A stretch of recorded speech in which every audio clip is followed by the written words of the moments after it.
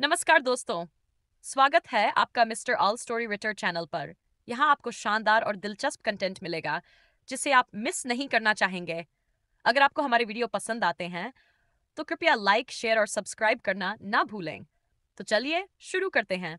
अर्जुन द्वारा द्रौपदी को जीतना। महाभारत काल में पंचाल देश के राजा द्रुपद की पुत्री द्रौपदी अपनी अद्वितीय सौंदर्य, बुद्धिमानी और तेजस्विता के लिए प्रसिद्ध थी।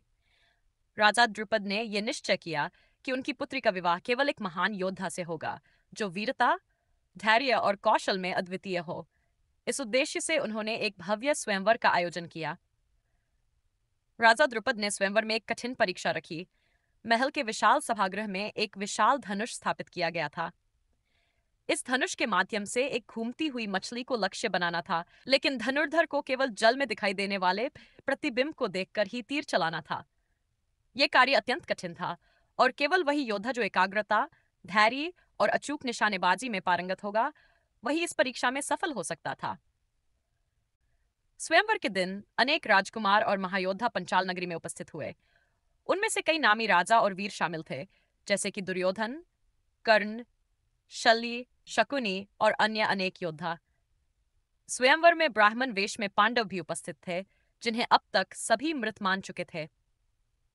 जब स्वयंवर प्रारंभ हुआ, तब राजकुमार और योद्धा एक एक कर आगे आए और चुनौती को पूरा करने का प्रयास करने लगे, किंतु कोई भी धनुष तक उठा नहीं पाया।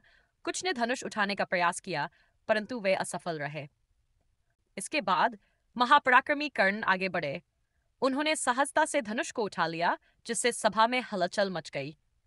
सभी को लगा कि अब द्रौपदी का विवाह कर्ण से होगा, किंतु तभी द्रौपदी ने घोषणा की, मैं किसी सूतपुत्र से विवाह नहीं करूंगी। यह सुनकर कर्ण अपमानित हुए, परंतु उन्होंने कोई विरोध नहीं किया और क्रोधित होकर सभा से बाहर निकल गए। जब सभी राजाओं और योद्धाओं ने हार मान ली, तब ब्राह्मण वेश में बैठे अर्जुन उठे और धनुष की ओर बढ़े। उनके इस कदम से सभा में आश्चर्य फैल गया।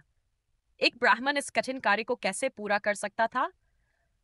कुछ क्षत्रिय योद्धा इस पर क्रोधित भी हुए, परंतु द्रुपद ने घोषणा की कि जो भी इस चुनौती को पूरा करेगा वही विजेता होगा। अर्जुन ने सहजता से धनुष उठाया और प्रत्यंचा चढ़ाई। फिर उसने जल में मछली के प्रतिबिंब को देखा और ध्यानपूर्वक निशाना साधा। पूरा सभागृह स्तब्ध था। अगले ही क्षण अर्जुन का तीर सीधा लक्ष्य भेद चुका था। मछली भूमि पर गिर गई और पूरे सभागृह में आश्चर्य और हर्ष की लहर दौड़ गई। द्रौपदी प्रसन्न होकर आगे बढ़ी और मुस्कुराते हुए अर्जुन के गले में वरमाला डाल दी। इस दृश्य से सभा में हलचल मच गई। दुर्योधन और अन्य क्षत्रिय योद्धा क्रोधित हो उठे। उन्होंने राजा द्रुपद से कहा कि एक अज्ञात ब्राह्मण को विजेता घोषित करना अनुचित है। जब अन्य योद्धा अर्जुन का विरोध करने लगे, तब श्री कृष्ण ने आगे बढ़कर स्थिति को संभाला। वे जानते थे कि ये कोई साधारण ब्राह्मण नहीं, बल्कि स्वयं अर्जुन थे। उन्होंने कहा, शस्त्र का सम्मान करना चाहिए, न कि केवल योद्धा की पहचान का।